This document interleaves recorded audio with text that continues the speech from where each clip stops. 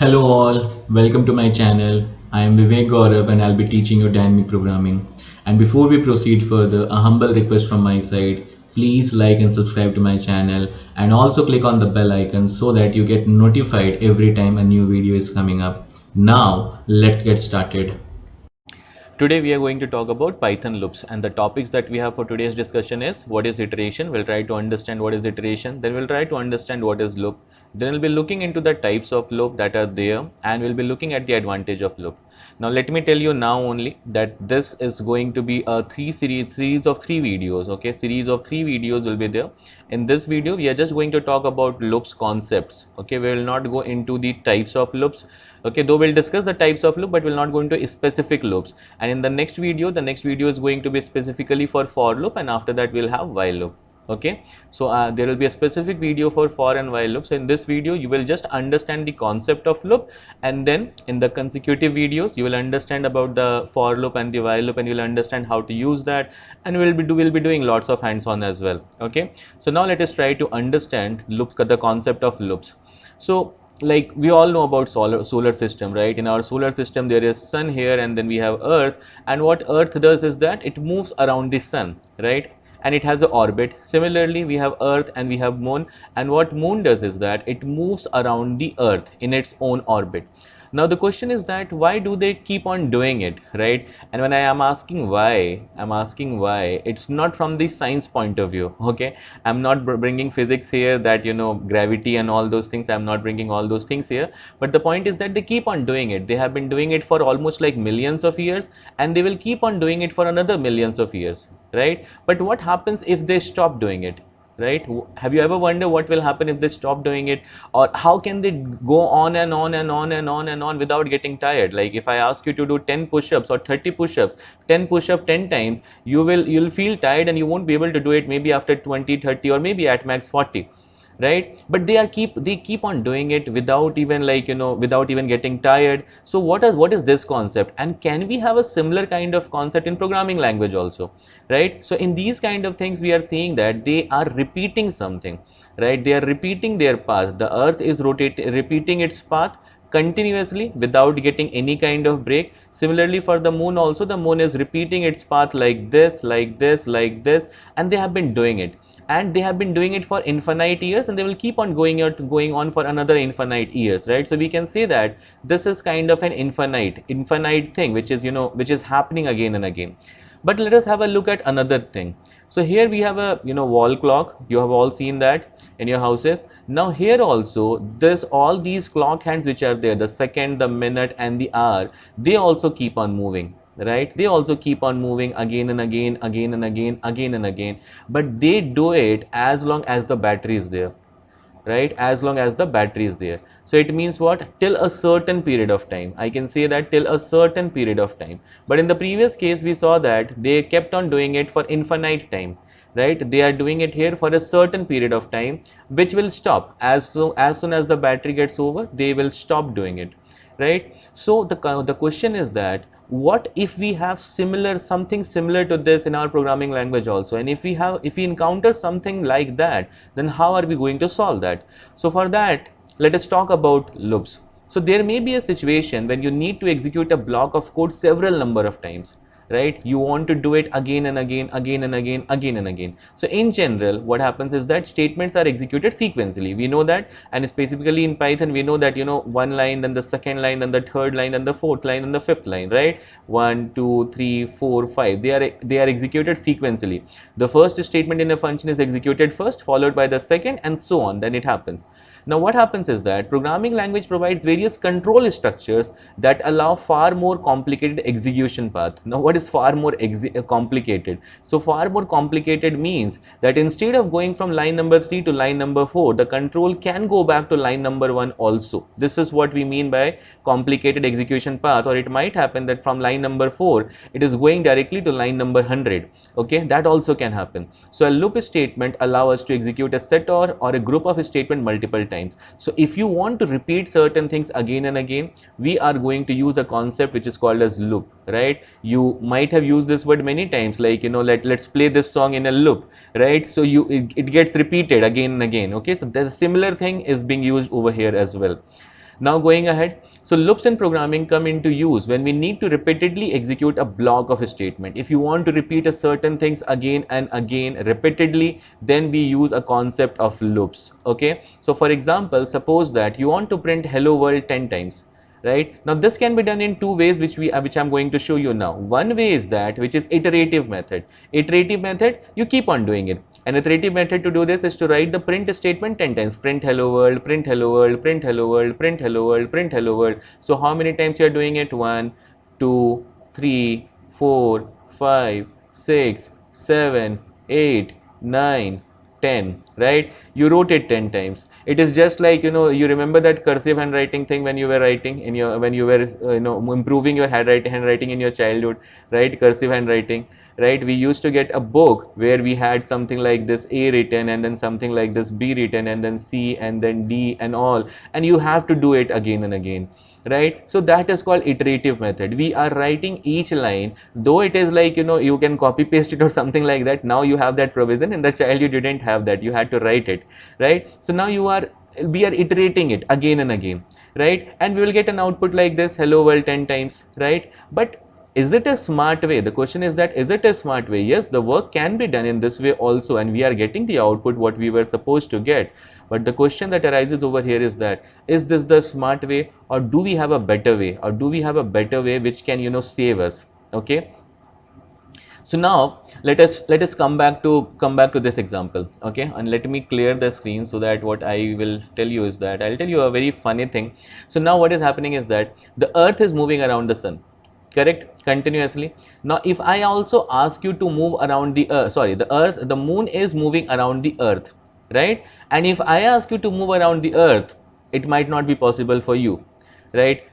Technically speaking, it might not be possible for you to move around the earth. But let's suppose somehow if I keep you here on top of this moon, and since the moon is moving around the earth, then you will also move around the earth, and you will not have to waste your time, your energy in that, because you are just sitting on top of that, right? Just imagine that, you have a city like this, and then we have a city bus. Okay, so if you move, and the city bus, takes a complete circle of the city. So if you sit inside the bus, you also take a complete circle of that, but in that case you are not wasting your energy, isn't it? It's the bus which is moving. So what we can do is that we can keep something over here, right, on this, and this will also move around the earth, right? So can we find a similar kind of concept in loops also, that if I place our statement like this print statement inside our loop, and that loop will repeat, let's suppose this is loop statement, and we kept our statement over here, and since the loop is repeating, so our statement is also getting repeated, can we do something like this?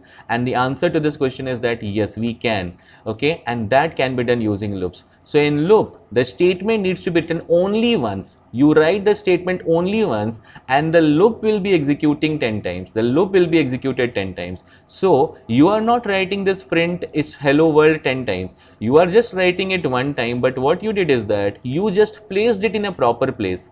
You just place this statement in such a place where there are something at the beginning or there is something at the end, and this process is getting repeated. So it repeated one time, this also came. So one time print statement happens, second time print statement, third time print, fourth time print, like that it keeps on happening. So in computer programming, a loop is a sequence of instruction that is repeated until a certain condition is reached. Now this is a very important line. Okay, until a certain condition is reached. Okay, remember that a loop is a sequence of instruction that is repeated until a certain condition is reached. There will be a condition. As long as the condition is true, the loop will happen. The moment it becomes false, right, it will stop. Okay, this is what happens. So now understanding loops. So in any programming language, loops are used to execute a set of statement repeatedly until a particular condition is satisfied. That we already know by now. Okay, so the loops are used to execute a block of code or a part of program several times. If you want to execute a particular block of code, now when I say block, in other programming language I mean the curly bracket, but in Python I mean the colon and the indentation. That will be a block. Okay, so a block of code or a part of program several times. In other words, it iterates a code or group of code many times. And there may be a situation when you need to execute a block of code several number of times. It can happen. Like, let's take an example that you want to print the table of a number which the user is entering. So let's suppose the user entered a number 5. Now you want to print the table of that. 5 into 1 equal to 5, 5 into 2 equal to 10, 5 into 3 equal to 15. This is one situation, and this is a very normal situation I'm giving you. Second situation is that I want to print all the numbers from 1 to 100. Then I can find all the even numbers between 1 to 100 or all the prime numbers between 1 to 100. So in these cases you are repeating, right? You are repeating, isn't it? So in these kind of situation, you have to repeat certain things. You need to execute a block of code several number of times. So in general, statements are executed sequentially that we have seen. The first statement in a function is executed first, followed by the second, and so on. And a loop statement allows us to execute a execute a statement or group of statement multiple times, okay, without having to repeat the code. We do not have to repeat the code. Loop will take care of it. So an operation is done such as getting an item of data and changing it, and then some condition is checked. Okay, so what we are doing is that we are getting an item and changing it, and then some condition is checked, such as whether a counter has reached a particular prescribed number or not, or a particular number or not. Okay, so there are two situations now. Counter not reached. Now if the counter has not reached the desired number, let's suppose my counter is 1 and I'm increasing the counter from 1 to 2, 2 to 3, 3 to 4, and it has to reach till 10. So now my counter has not reached 10. Okay, so if the counter has not reached the desired number, the next instruction in the sequence returns to the first instruction in the sequence and repeat it. Okay, so the next instruction, it means what? 1 2 3 4 we had, right? And we had, like, you know, these were the instruction. Okay, and we checked here that the counter has not reached. So what we'll be doing is that we'll be moving it back to 1. So now actually it should go to line number 4, but it is not going. So now you see the normal execution of the program is getting, you know, is not happening. In the normal execution it should come to line number 4, but we are moving it back to line number 1. Okay, so if the counter has not reached the desired number, the next instruction in the sequence returns to the first instruction in the sequence and repeat that process. And if the counter has reached, so if the condition has been reached, the next instruction falls through to the next sequential instruction or branches outside the loop. Falls through means, so if the condition has reached over here, then it directly goes to line number 5. That is called fall through. Okay, that is called fall through. So if the condition has been reached, the next instruction falls through to the next sequential instruction or branches outside the loop. It goes outside the loop. So if there's 3 lines where the loop 1 2 and 3, once the condition has been reached or the counter has been reached, it will directly jump to line number 4. Okay, this is just for the purpose of understanding. When we will, you know, go into for loop and while loop, and when we will write program, that time anyway you will understand how it is done. We will do a dry run also, and anyway I'll debug the program and show it to you the normal path of the actual program. Okay, so now coming back to types of loops. So there are mainly 2 types of loops, and which I'm doing right now is from a general perspective. Okay, I'm not bringing Python into picture. Okay, I'm not bringing Python into picture. Okay, so there are mainly 2 types of loop. One is called entry controlled loop, and in this type of loop the test condition is tested before entering the body of the loop. Okay, and for loop and while loop are called entry control loop. So in order to understand entry control loop, let us take a situation, okay, where this is a theater. Okay, you are going to a theater, and when you enter a theater, what happens is that there only in the entry right, in the entry only the ticket is being checked, right? Ticket is being checked. So if you do not have a valid ticket, okay, will you be allowed to go inside the theater? The answer is no, you will not be allowed to go inside the theater, not at all, right? So entry controlled means before you enter into something, we are checking a condition. If the condition is satisfied, if the condition is true, if the condition is satisfied, or if the condition is true, then only you go inside the theater, otherwise you don't go. Okay, so there are 2 loops, which is for loop and while loop, which are called as entry control loop. In the second situation, what happens is that it is exit control loop. So in this type of loop, the test condition is tested or evaluated at the end of the loop body. It means what? While coming out of the theater, the ticket is being checked. Okay, therefore the loop body will execute at least once. Now what is the meaning of this at least once? Okay, irrespective of whether the test condition is true or false, and do while loop is an example of exit control loop. Let us try to understand this with a similar example. So this is the theater. Okay, this is the theater. Okay, you are entering from here. Okay, but the ticket checking is, this is the exit, this is the exit, this is the entry. Okay, in the previous example we saw that in the entry only ticket was being checked, but here ticket is being checked here, ticket checking. Okay, I am writing here ticket checking or ticket check.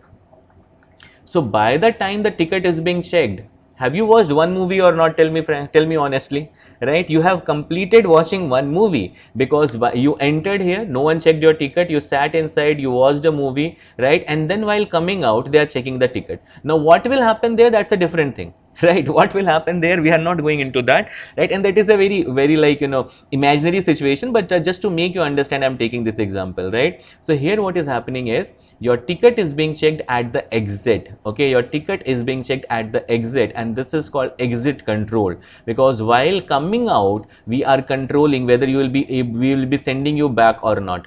Okay, so this is called exit control loop, where the test condition is being checked at the end, at the exit of the loop, at the end of the loop body, and it will execute at least once. Now you understood, at least you will be able to watch one movies, right? Here in this part you will be able to watch one movie for sure, but that was not possible in this case, because if they do not have, if you do not have a ticket, they will not allow you to enter only. And here, even if you do not have a ticket, fine, you come inside, but while coming out they are checking the thing.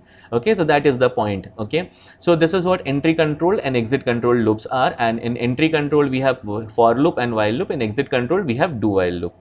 So now here you look at this while loop. What we do, it repeats a statement or group of a statement. Okay, it repeats a statement or a group of a statement while a given condition is true. As long as a particular condition is true, this loop is being used, and it tests the condition before executing the lib body. Okay, since it checks the condition before, it is called as entry control. We call it as entry control. In the second situation, for loop, in the second kind of loop, which is for loop, it executes a sequence of a statement multiple times and abbreviates the code that manages the loop variable. So it executes a sequence of a statement multiple times, 5 times, 10 times, 20 times, 100 times, up to a fixed number of time, and abbreviates the code that manages the loop variable, keeps on increasing the loop variable. Okay, this is also entry control. Then we have the do while loop, where what happens is that it is just like a while loop, except that it tests the condition at the end of the loop body. So while and do while are exactly similar. The only thing is that here we are checking the condition at the end, and this is called exit control. And nested loop, we already know the word nested, we have seen it in conditional also. A loop within a loop is called nested. So you can use one or more loop inside any other while, for, or do while loop. Okay, now the question is that if we have three kind of loops, then which loop is to be used where, right? Which loop is to be used where? So the point is that if you know how many times your loop is going to run, like 5 times, 10 times, 20 times, you have a finite number. You have a finite number with you in your brain. If you have a finite number, go with for loop. If you do not know, there is a condition that you want to check and it has to be checked at the entry, go with while loop. And there is a condition that has to be checked, but that condition has to be checked at the end, then use do while loop. Okay, nested loop, anyway we know when to use, when not to use. Anything which we want to repeat again and again inside one another, right? In those kind of situation, we'll, you know, we'll modify it and we'll make nested loop. Okay, usually nested loop be like, you know, patterns, when you will make patterns, now these kind of things, there we use nested loops. Okay, all these situations, this is one example I'm giving. Okay, many situations are there where we use loops in a loop, inside a loop. Okay, but just one scenario I'm giving. So while loop, in those cases where you want to check a condition, okay, and that condition has to be checked at the beginning. For loop you use when you want a loop to be repeated a fixed number of times, 5 times, 10 times, 15 times, something like that. Do while, when you want to check a condition, but that condition can be checked even at the end, or you want the loop to repeat at least once no matter what, then in those kind of situation you go with do while loop. Okay, so now advantage of loop, what are the advantage of loop, why we need to use loop? So these are the following advantage of loop. It provides code reusability. You do not have to write the line again and again, you can actually reuse the code. So that is the best advantage. Reusability means using it again and again. And using loops, we do not need to write the same code again and again. We don't need to write it, right? And using loop, we can traverse over the elements of data structure like array or linked list. Okay, now this is something which you will be wondering, what is array, what is linked list, right? But there is another word also that you need to wonder, chapter called data structure. Okay, so data structure is all about structures of data: array, linked list, tag, queue, hash, tree, all those things, map. Okay, so when we will go over there, array, linked list, when we talk about list, though we do not have link, like, you know, the exact term in Python also, but we have list, we have arrays and all those things. So when we'll go over there, we'll see how we can traverse over the elements of data structure using array. Okay, so the advantage of loops is that it provides code reusability. You do not have to write it again and again, and traversal over the element becomes very simple. So that was all in this video. We just talked about the concept of loop. In the next video, we'll talk about for loop, and in the another one, we'll talk about the while loop. Okay, so that's all in this video. Thank you.